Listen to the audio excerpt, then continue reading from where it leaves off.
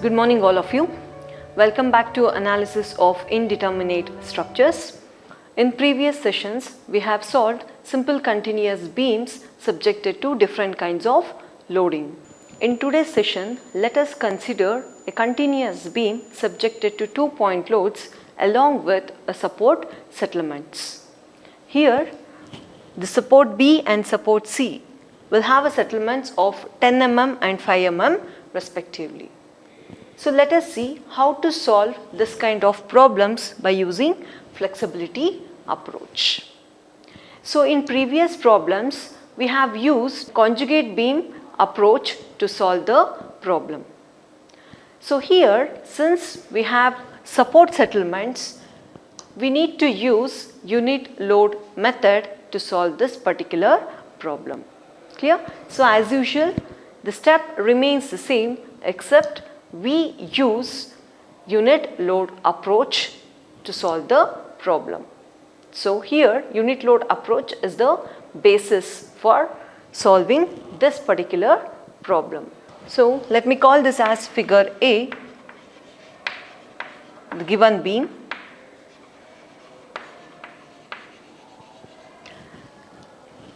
We have step number 1 to find the degree of static indeterminacy. As you all know, degree of static indeterminacy gives me the order of matrix. Clear? So here as usual, count the number of unknowns. At A you have fixed, therefore I get 2 unknowns, plus 1 3, plus 1 4. Therefore 4 and available equilibrium conditions are 2. Therefore degree of static indeterminacy is 2. So I can say this particular beam is indeterminate to second degree. So here in previous problem we were selecting moments as redundants, and I have told you even you can select reactions as redundants, but whenever they give support settlements we should take reactions as redundants. Which reactions? I have 3 reactions. I get reaction at A, B and C. Now I should select the redundants at that particular points where they have given support settlements. Since support B and support C are getting settled, we have to take RB and RC as redundants. Clear? Therefore here the redundants will be reactions at the supports B and C, that is RB and RC, and along these redundants we should mark the coordinate direction. Clear? Therefore at RB I get coordinate number 1 and at RC I will get coordinate number 2. Now as usual, after finding the degree of static indeterminacy and marking the redundants, we should write the released structure. Clear? That is the determinate structure.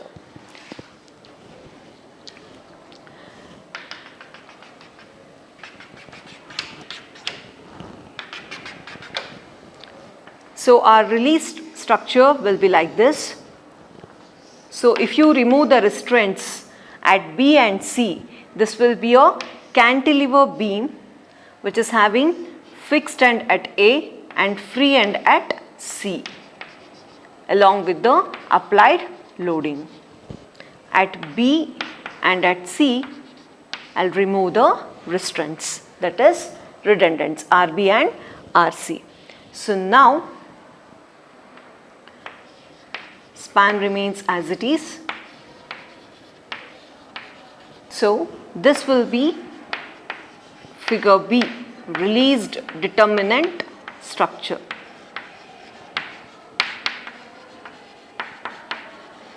So you need to remove the marked redundants, that is RB and RC.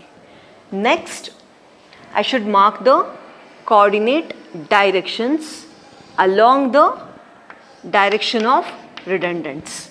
So I have one redundant at B, therefore this will be my coordinate number 1, and second redundant at C, therefore this will be coordinate number 2. you can mark the coordinates in downward direction also. But remember this, whatever the direction you have taken, that particular direction will be treated as positive. Clear? So this is, I call this point as D and this point as E. Clear? As usual, this is A, D, B, E, and this is C. And you can call this particular diagram as coordinate direction. This figure C shows the coordinate directions.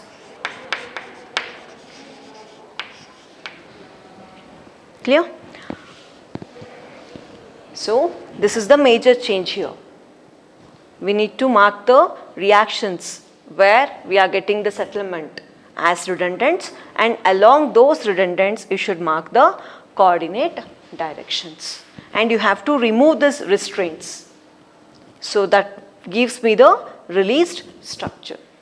So this is step number 1. Clear? And here itself you will get to know the size of the matrix, that is order of matrix. Our matrix size will be 2 cross 2. And in step 2 we use unit load method to get displacement matrix and flexibility matrix. For that I should refer figure B, that is the release structure.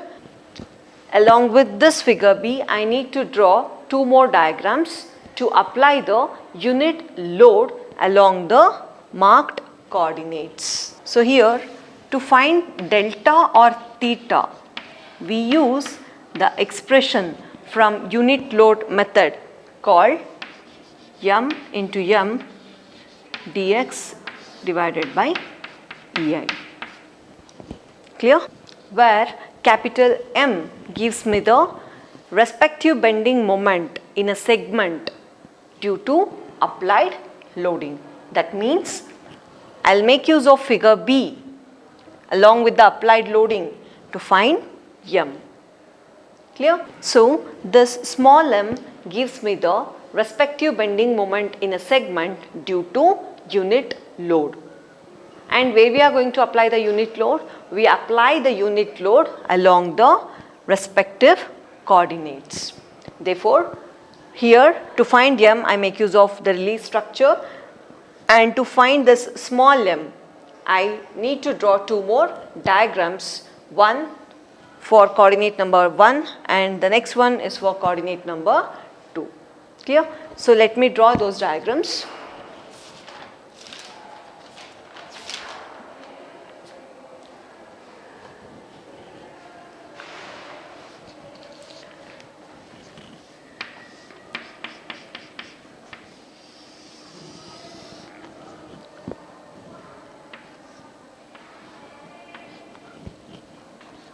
Clear?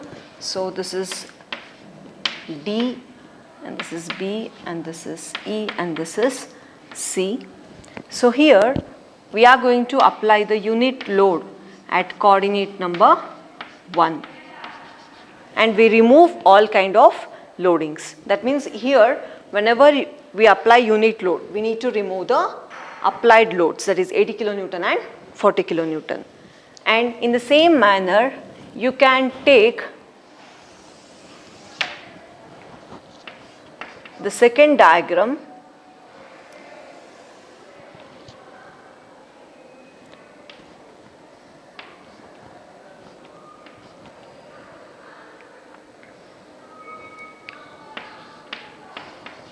mark all the points, and here we are going to apply the unit load at coordinate number 2. So as usual the span details remains as it is.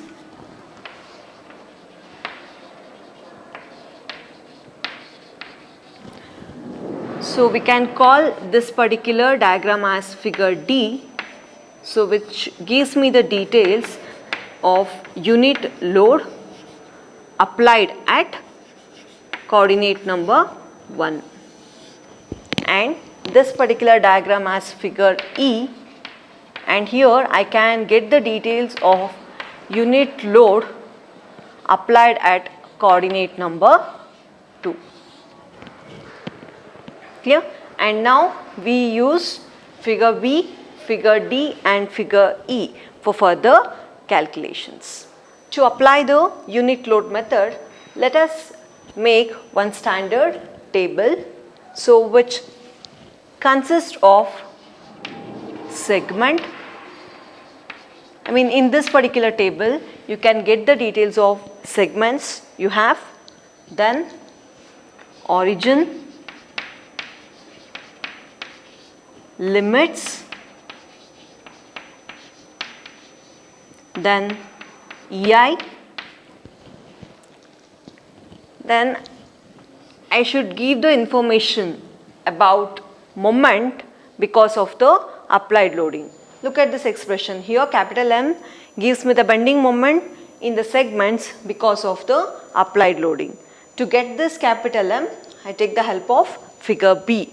Now, since I have two unit loads, I'll write M1 and M2, small m1 and small m2. That means, so this gives me the bending moment because of the unit load applied at coordinate number 1, and this gives me the bending moment because of unit load applied at coordinate number 2. So,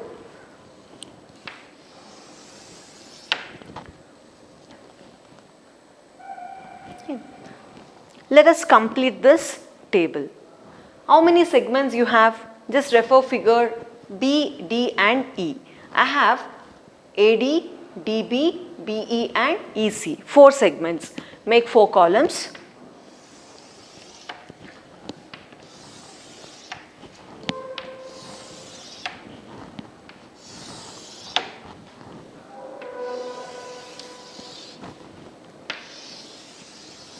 The segments are,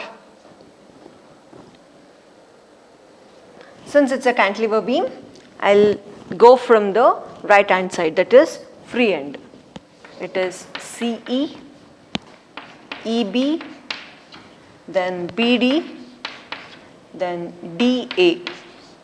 Clear? So these are the segments we have in a particular beam. Clear? Next, origin. So I can take the starting point as origin. Clear? For individual segments. Since in CE, C is the starting point, I'll keep C as origin.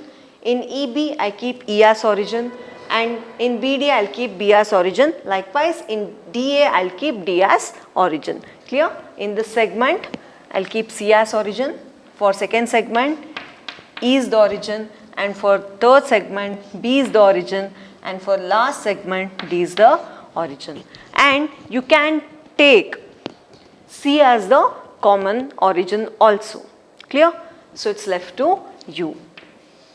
Now, based on the origin taken, we should mark the limits. See, since we have taken C as origin, the limits will be 0 to 2. And here, since we have taken E as origin, the limits will be again 0 to 2. And if you take B as origin, again the segment span is 0 to 2 and last segment is also 0 to 2. Next, if you write down the EI details, clear? So look at the question. So they have given variation in EI, that is they have given for AB it is 2I and for BC it is I. Therefore, for first 2 segments, EI variation is 1 and for the last 2 segments, EI variation is 2. Write down that particular information. Clear? Next, we should fill up these details by taking moment about particular point. Clear? So just write, to take M, capital M, I use figure B, and for M1, figure D, and for M2, I'll make use of figure E. Clear? So let us take the sections in between the segments, and we need to take the moment about that particular points. Clear? So now refer figure B. So this is a structure. So here between first segment, that is between C and E, I take section XX. From origin, that is C, I'll mark it as small x. Now you need to take the moment about this point. We are considering right side of the section. Clear? So take moment about this point. So to take moment about this point, to the right side of our structure, are we finding any particular load? No. Therefore, moment about this particular point by considering C segment is 0. Likewise, you repeat for all other segments. Let me take the second segment, that is EB. In between EB, you just take the section XX. Now, you have taken E as origin. Therefore, from E to this particular point, I will mark the distance as x. Now you need to take the moment to this particular point. Clear? So now take moment by considering the right hand side of the portion. So it is 40 into x. Any other load to the right hand side of the section? No, we can find only the 40 into x, and this acts in downward direction. Therefore, the moment will be minus 40 into x. If you fill up this particular table properly, the next steps will be very simple. In further steps, we are going to apply simple mathematical operations. So now take section in segment BD. So since you have taken B as origin, mark x from B. So take moment about this particular point. Clear? So I have 40 till this point. 2 plus x, load into perpendicular distance. Again this acts in downward direction. Therefore, this will be minus 40 into x plus 2 or 2 plus x. Likewise, take the section in the last segment, and since D is origin, mark x from D and take moment about this point. Clear? So once you take moment about this point, you forget about this particular section. Clear? Now the new section is here between the span DA. Now take moment about this particular point. What do you get? It is 80 into x, then 40 into x plus 4. From E to D, I have 4 meters.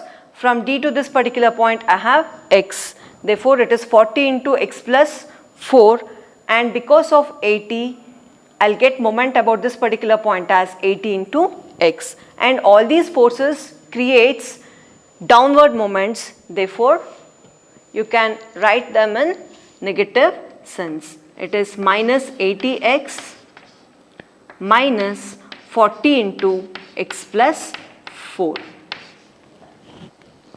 Clear? You can simplify the expression and write it. Clear? 80 into x, then 40 into x plus 4.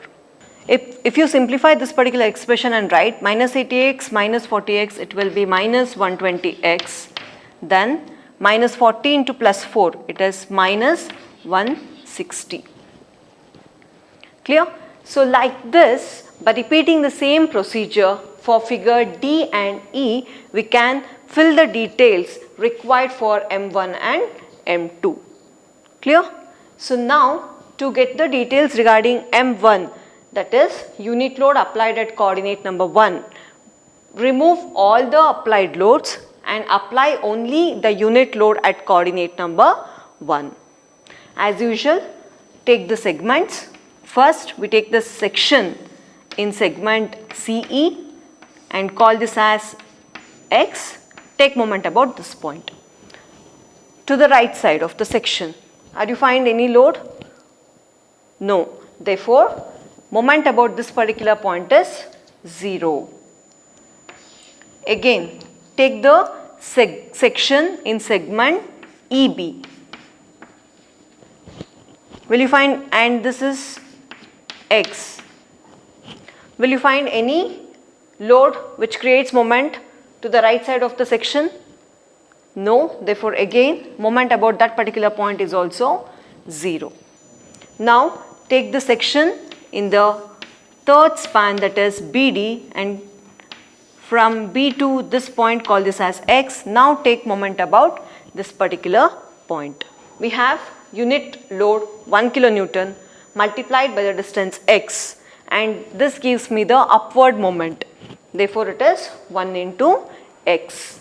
So, I will get plus X here. Like that, for the last span, that is for the last segment, that is AD, I have unit load 1 kilonewton into perpendicular distance 2 plus X or X plus 2. Therefore, I will get 1 into X plus 2. Simply I can write it as X plus 2. And again, this gives me the upward moment. Therefore, I will write it in positive sense. Like that, we will repeat the same procedure to get the details regarding M2. Clear? So, take section between EC.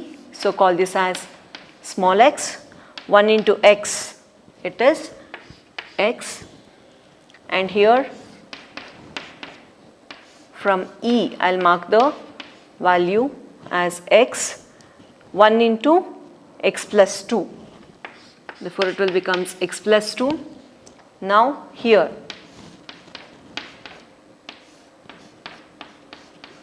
it is 1 into 2 plus 2 is 4, and this is X. It is X plus 4. And in the last segment, if you take the section and mark it as X, it is 1 into 2 plus 2 4 plus 2 6, and this is X. It is X plus 6.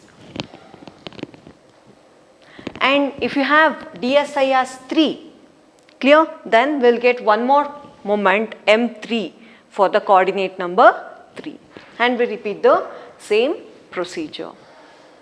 Clear? So, this is how we can apply unit load method to get the details of this particular structure.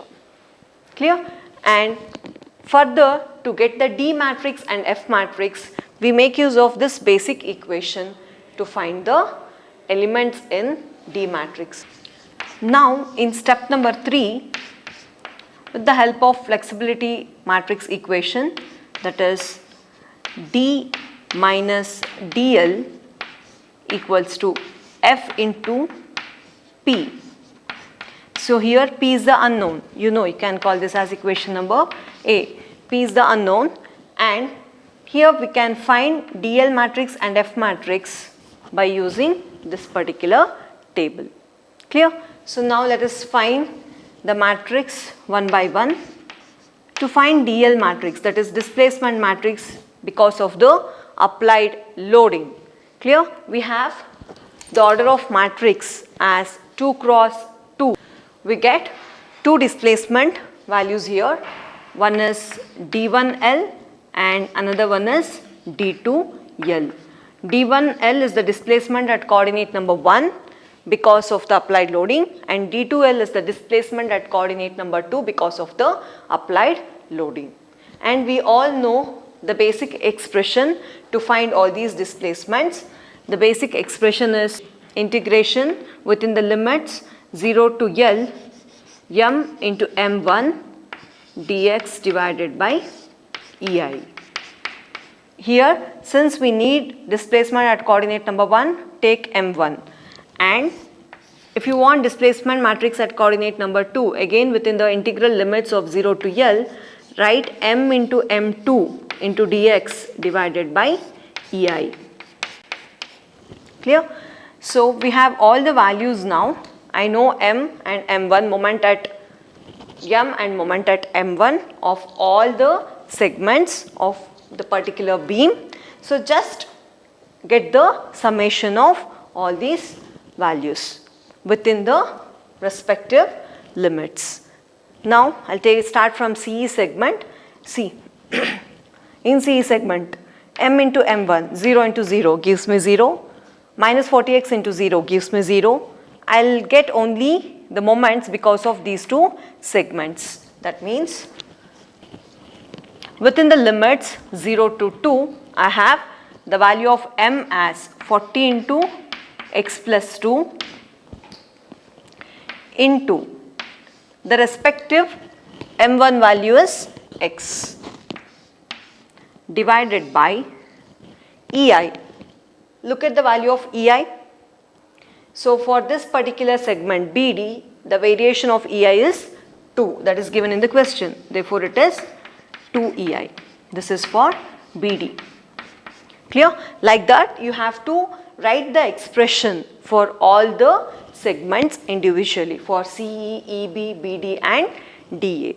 Since for CE and EB we are getting 0 values, I am not writing that particular expression. For BD, m into m1, and for DA, the value of m is again within the limits 0 to 2. Look at the respective limits, it is 0 to 2. M is 120x minus 160 into m1 value is x plus 2 into dx divided by, again look at the EI value, it is 2 EI. Clear?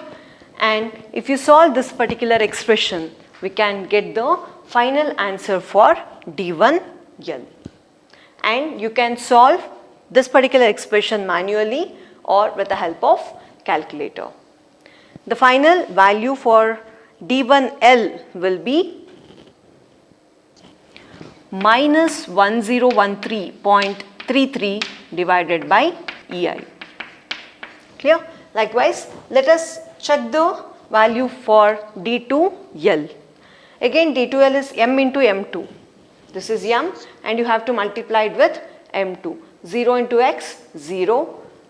And I get expression for remaining 3 segments. Minus 40x into x plus 2, minus 40 into x plus 2 into x plus 4, minus 120x minus 160 into x plus 6 within the limits for individual segments. Let us write the expression here. For span EB, I'll get within the limits 0 to 2, it is minus 40x into x plus 2 divided by EI. For span EB, the variation of EI is 1. Then for segment DB, it is 0 to 2 minus 40 into x plus 2 into x plus 4 divided by 2 EI because the variation is 2. Next, the last segment, again there also the limits are 0 to 2 and it is minus 120x minus 160 into x plus 6 into dx divided by 2 EI. And if you solve this particular expression, we get the final value for D2L. So the final value will be minus 2880 divided by EI. Clear? So like this, we can get the DL matrix by using unit load approach. To get the elements in the F matrix, we use the same method. Clear? So I need this table to find F matrix also. Let us write the F matrix. So you all know F matrix is always a square matrix, and here the size of F matrix is 2 cross 2 and the elements inside the F matrix are F11, F21 and F12 and F22. And always remember, these two elements are symmetrical and this is the principal diagonal. Now let us find these elements one by one. So in step 3 itself, to get F11, I will use the expression within the integral limit 0 to L m1 into m1 into dx divided by ei. Clear? What do you mean by F11? F11 is the displacement at coordinate number 1 due to unit load applied at coordinate number 1. Clear? Therefore, M1 gives me the details of bending moment at individual segments because of the unit load applied at coordinate number 1. Therefore, whenever you want to find F11, you need to use this particular expression, M1 into M1. Likewise, if you want to find F12, since F12 and F21 are symmetrical, so I can write F12 equals to F21. So within the integral limits 0 to L, I have M1 into M2 into dx divided by ei. And in the same manner, if I want F22 within the integral limits 0 to L, should use the expression M2 into M2 into dx divided by ei. So now as usual, just like while finding DL matrix, clear? So we have taken the integration of m into m2, m into m1 of all the segments. So now to get all these values, again we need to take the details of m1, m2 within the integral limits of all these segments, and we need to sum it up. Again we are repeating the same procedure whatever we did in DL matrix. There we have taken moment details because of applied load also, and while finding F matrix we nowhere use the details of M, that is moment due to applied loadings. We take only the details about moment because of unit loads at different coordinates, at coordinate number 1 and at coordinate number 2. That's all. So now M1 into M1, see, for first segment 0, 0. We get details only because of these two segments. If you want, you can write the first segment is 0, the second segment is 0, and the third segment, that is BD, the limits are 0 to 2, and it is x into x, you can write it as x square into dx divided by 2ei, plus the last segment 0 to 2, x plus 2 into x plus 2, you can write it as x plus 2 whole square dx divided by, that is also 2ei. And if you solve this expression, you get the value for F11. It's very simple. Likewise, M1 into M2, 0, 0, it is x into x plus 4, x plus 2 into x plus 6, 0, 0 within the limits. Third span, it is x into x plus 4 into dx divided by 2ei. See, I am writing 2ei because there is a variation of 2 in this particular segment. Clear? That is not in formula. 0 to 2, the last segment is x plus 2 into x plus 6 into dx divided by, again there is a variation of I, that is 2. Now M2, x square, x plus 2 whole square, x plus 4 whole square and x plus 6 whole square. M2 into M2. Clear? That is rotation at 2, that is displacement at 2 because of the unit load applied at 2. So it is 0 to 2 x square into dx divided by ei plus 0 to 2 x plus 2 whole square into dx divided by ei. For the third segment, 0 to 2 x plus 4 whole square into dx divided by 2ei plus 0 to 2 x plus 6 whole square into dx divided by 2ei. So if we solve this, we will get the answer for F22. For F11, it is 10.667 divided by ei, and for F12 and F21, it is 26.67 divided by ei.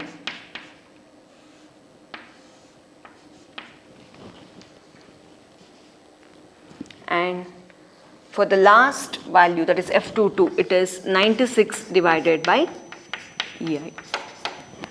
So like this we can get the elements in F matrix. Clear? So till this point I need this particular table. So by using unit load approach we can find the DL matrix and F matrix with the help of this particular table. So now after finding F matrix, by using F matrix relation, that is D minus DL equals to F into P, we can find the unknown values, that is we can find the P matrix. Now in step 3 itself, by using the flexibility relation, that is D minus DL equals to F into P, we should find the P at the last. Clear? So I have got the values for DL and the values for F. I need to find this D. So here, since they have given support settlements, I should consider this D matrix. In previous 2 problems, we were not considering this D matrix because in those 2 problems, the supports are free from settlements. Clear? But here, support B and support C are getting settled by 10 mm and 5 mm. So how to calculate this D? Let us see now. So here D1 is at coordinate number 1. At coordinate number 1 we have B. Therefore that gives me the details about delta B, that is settlement at support B. And D2 is delta C at coordinate number 2. So B is settling by 10 mm and C gets settled by 5 mm. Just convert this to meters. Minus 10 divided by 1000, that gives me minus 0.01 meters, and this is minus 5 divided by 1000, so this gives me minus 0.005 meters. So I have used minus sign because if you observe figure C, I have marked the coordinate directions along upwards. That means upward forces are positive. That's why here settlement of supports is towards downward. That's why I have taken the negative sign. So I've got the values for D1 and D2. Just fill up the details in this particular equation. So D1, again D is a column matrix 0.01 and D2 is minus 0.005. Minus, you know the values of DL. D1L is minus 1013.33 divided by EI, and they have given the value of EI. Just convert into kilonewton and distance to meter square. If you do the conversion, the value of EI will be 18,000 kilonewton meter square. Therefore here it is minus 1013.33 divided by EI. At the position of EI, just write this value. And D2L, the value is minus 2880 divided by EI, write the value as 18,000. That equals to the F matrix. So just now we have got the values of F matrix. You just write the values along with the EI. So it is 10.667 divided by EI, then 26.67 divided by EI,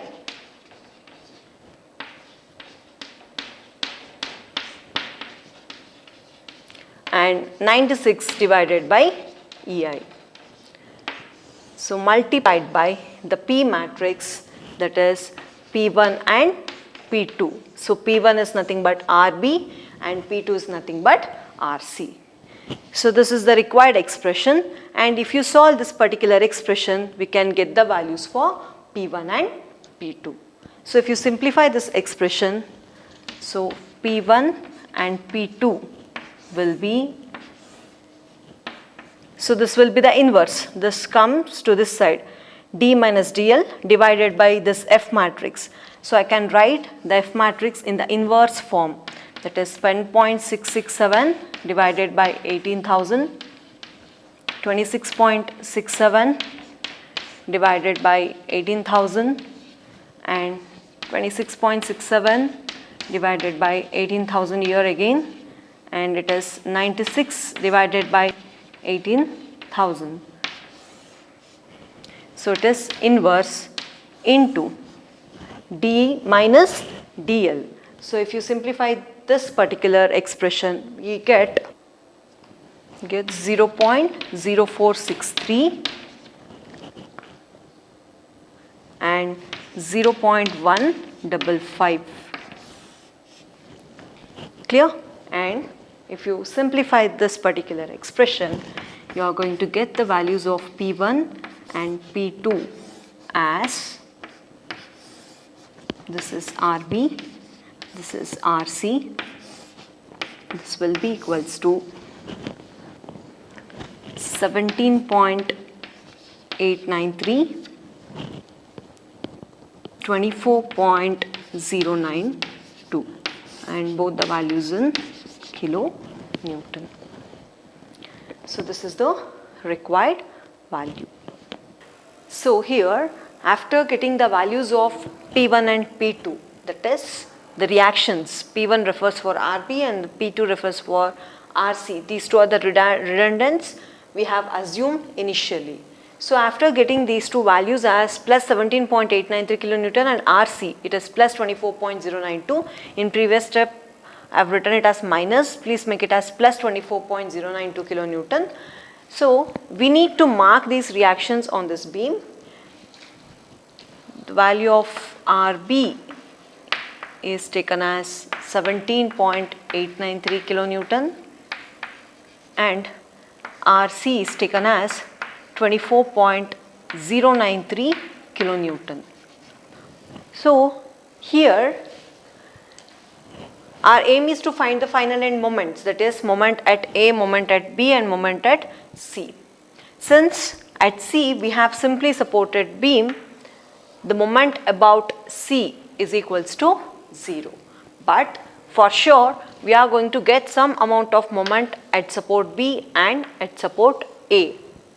And also at support A we need to find the reaction RA. And all these quantities, that is MAB, MBA, MBC, can be found out by using equations of statics. Now, to find all these quantities, we need to consider the free body diagram of individual span, that is span BC and span AB, and we need to find these entities.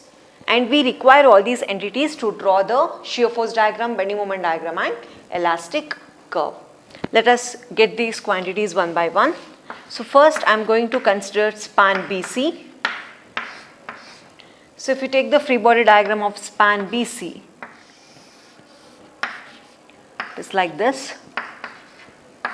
So I have point load of 40 kilonewton, which is spaced at equal distance from both support B and C. And at C the bending moment is 0, and at B I don't know the value of bending moment, therefore I write the moment in positive sense. Since this bending moment is unknown, I should write this in positive sense. See, in first two problems we have assumed moments as redundants, therefore at this particular step we will get the final answer in the moment itself. Clear? So at this particular step we are going to get the final answer in the form of moment itself. But here in this particular problem, since we have sinking supports, we need to assume the reactions as redundants. If you assume the reactions as redundants, we get the unknowns in the form of reactions itself. Therefore we need to find the moments by using the conditions of equilibrium. So now call this point as P. I know the value of RB, but B has been shared for both the span BC and BA. Therefore, this will become RBC and this is end support RC, and the value of RC is 24.093 kilonewton. Clear? So now to find RBC, you can use the equation summation of Fy equals to 0 upward forces as positive. See, RBC is acting in upward and RC is acting in upward and minus 40 is acting in downward direction. I know the value of RC, substitute here, and if you solve this particular equation, you are going to get 40 minus 24.093, you'll get RBC value as plus 15.908 kilonewton. Clear? So we got the RBC value as plus 15.908 kilonewton. Now we should find this MBC. To get the value of MBC, take moment about B. If you take moment about B, and I'll consider clockwise moments as positive, so we are going to get 40 into 2, then this MBC is acting in positive direction, therefore plus MBC, then minus RC into 4. You know the value of RC, minus RC into 4, and this is 0. Substitute the respective value for RC, and if you solve this equation, we are going to get the value for MBC as, it is plus 16.37 kilonewton meters. If you get the positive value for MBC, whatever the direction you have assumed is correct, and the same value can be marked here. Clear? MBC, it is plus 16 point clockwise 37 kilonewton meters. Clear? Now you can consider the span AB, and if you write the free body diagram of span AB,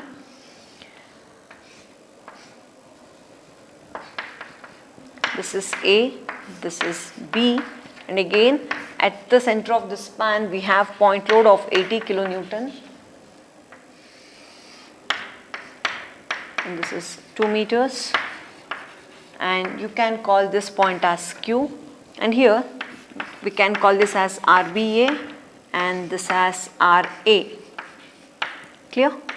And we have some moments here, and here if you look, we know the value of RB, the reaction, it is 17.893. So RB is share between RBA and RBC. Clear? So the value of RB is known. How much? 17.893. And just now in the previous span we got the value for RBC.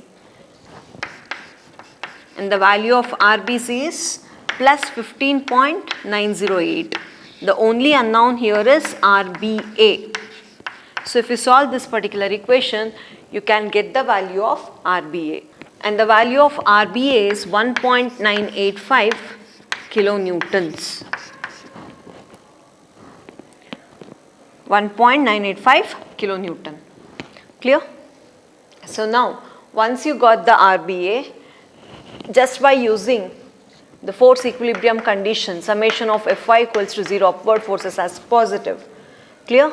So I have RA is acting in upward direction, RBA is acting in upward direction, and minus 80 because it is acting in downward direction.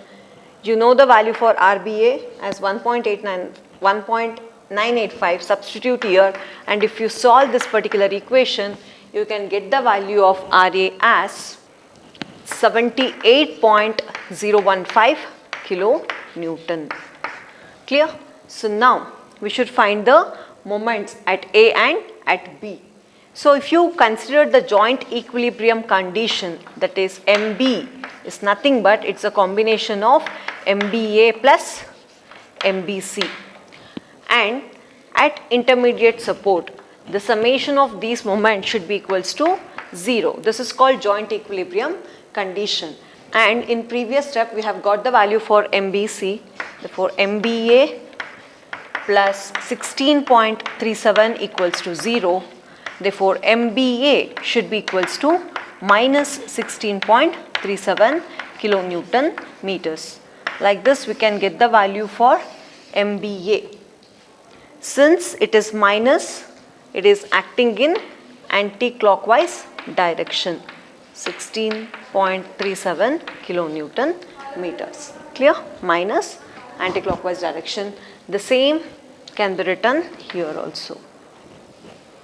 Here both the moments are equal and opposite. One is clockwise and another one is anti-clockwise. Now, I don't know the value for MAB, just mark it in positive sense, MAB in clockwise direction.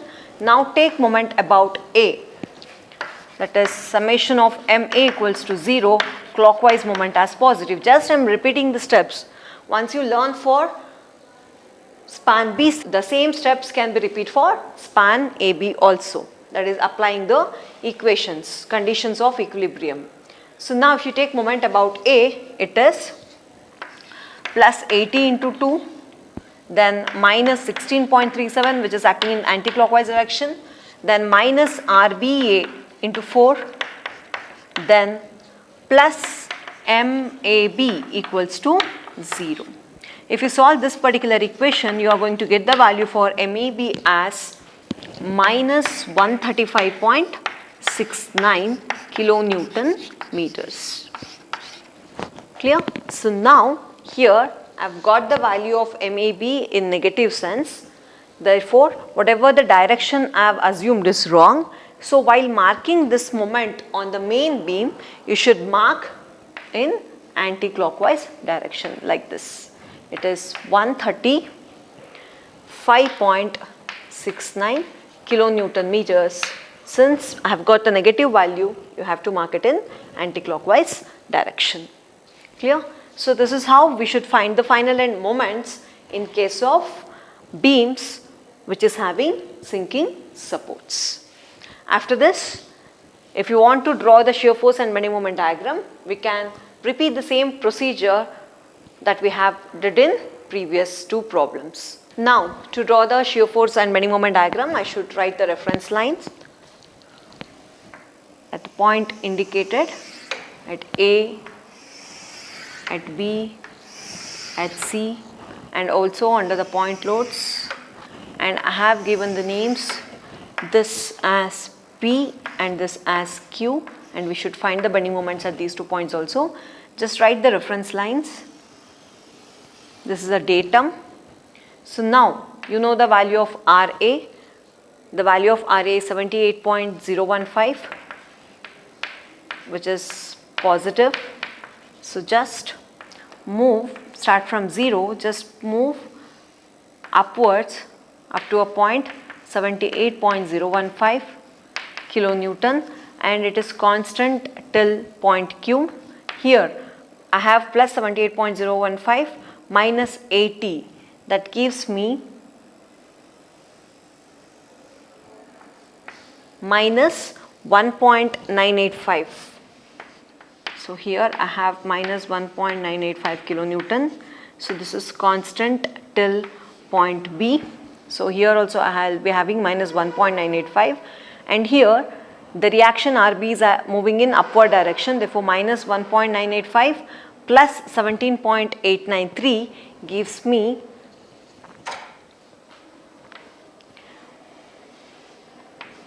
plus 15.908 kilonewton, and this is constant till point Q, constant till point P. Here I have plus 15.908 minus 40, that gives me minus 24.093 kilonewton, and it is constant till point C. Here I have minus 24.093, and at C I have plus 24.093. Minus and plus of same magnitude leads to 0.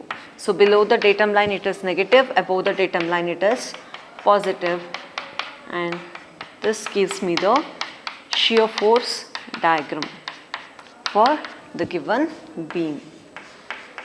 This you have learnt in 3rd semester in strength of materials. Clear? So now after sketching the SFD, you can write the reference line to sketch BMD. See, I have end moments here. I need to find the span moments at point Q and at point P. So here in the free body diagram itself, either to right side or left side, consider the section and find the bending moment. I consider a section to the right side because it is very simple to find the bending moment value. So if I consider the section to right side, I have only one force, that is RC. RC into 2 gets me the bending moment at point P. It is 24.093 into 2. Upward moments are positive here.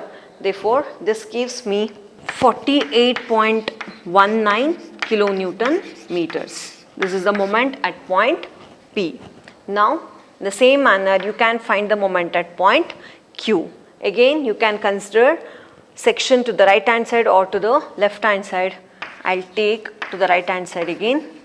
So it is RBA. The value of RBA, you know, it is 1.895 into 2.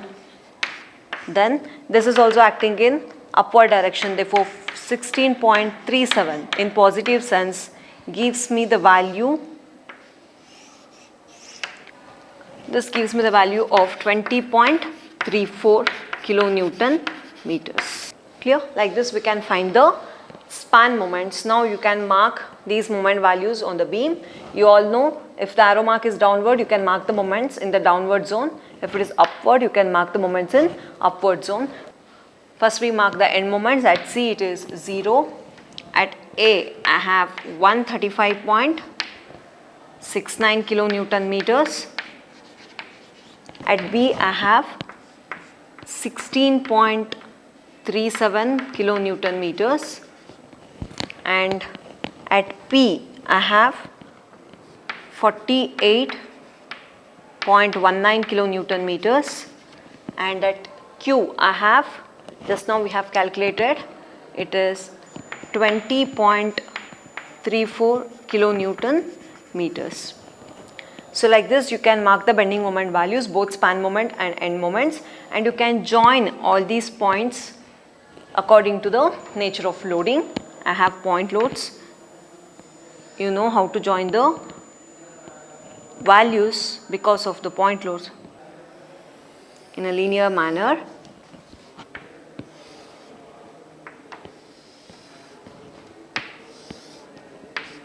As usual, above the reference line it is positive, below the reference line it is negative. This is how you can sketch the BMD for the given beam. Clear? So now we need to sketch the elastic curve. So you all know from with the help of bending moment diagram we can sketch the elastic curve.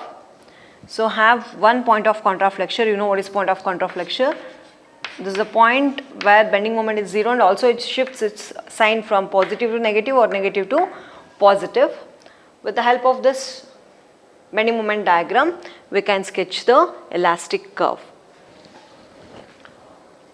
So here, since the supports are at different levels, at B we have 10 mm settlement and at C we have 5 mm settlement. You can indicate the points like this. Now you can approximately figure out this point of contraflexure. So here from A to this particular point up to point of contraflexure, we have negative bending moment. Therefore there you should show the hogging nature of curve, and from this point of contraflexure to till point C, bending moment values are in positive. Therefore there you can show the sagging nature of curve.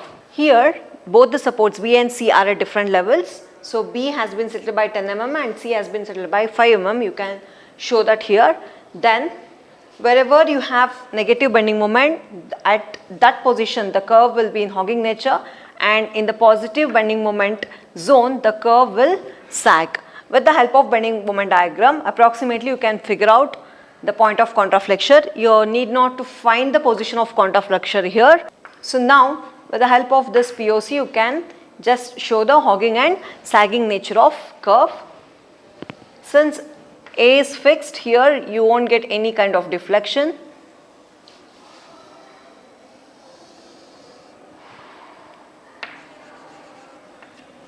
Clear? So this is our elastic curve. From here to here you can show this is delta B. From here to here it is delta C.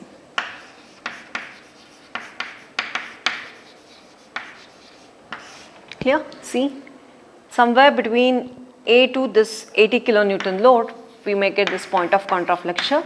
So here the curve is in hogging nature.